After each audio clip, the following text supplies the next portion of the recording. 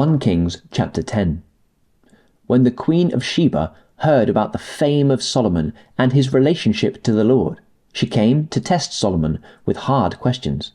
Arriving at Jerusalem with a very great caravan with camels carrying spices, large quantities of gold and precious stones, she came to Solomon and talked with him about all that she had on her mind. Solomon answered all her questions. Nothing was too hard for the king to explain to her.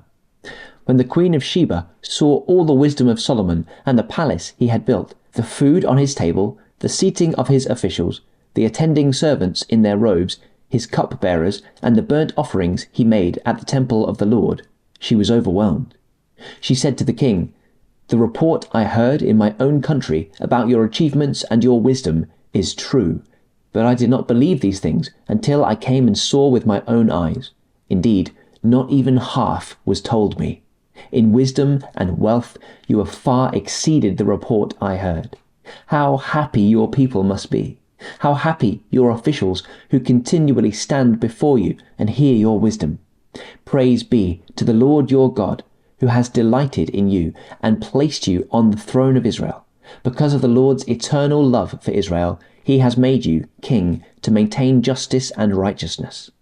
And she gave the king 120 talents of gold, large quantities of spices, and precious stones. Never again were so many spices brought in as those the Queen of Sheba gave to King Solomon.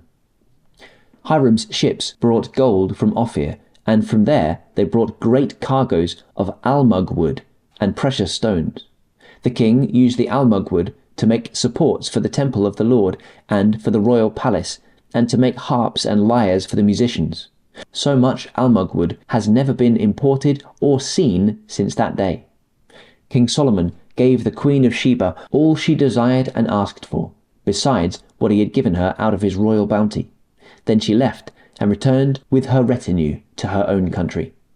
The weight of the gold that Solomon received yearly was 666 talents, not including the revenues from merchants and traders, and from all the Arabian kings and the governors of the territories.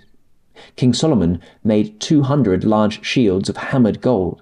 600 shekels of gold went into each shield. He also made 300 small shields of hammered gold, with 3 minas of gold in each shield. The king put them in the palace of the forest of Lebanon. Then the king made a great throne covered with ivory and overlaid with fine gold. The throne had 6 steps, and its back had a rounded top. On both sides of the seat were armrests, with a lion standing beside each of them. 12 lions stood on the 6 steps, one at either end of each step. Nothing like it had ever been made for any other kingdom. All King Solomon's goblets were gold, and all the household articles in the palace of the forest of Lebanon were of pure gold. Nothing was made of silver, because silver was considered of little value in Solomon's days.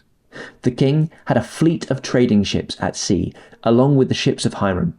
Once every 3 years it returned, carrying gold, silver and ivory, and apes and baboons. King Solomon was greater in riches and wisdom than all the other kings of the earth. The whole world sought audience with Solomon to hear the wisdom God had put in his heart.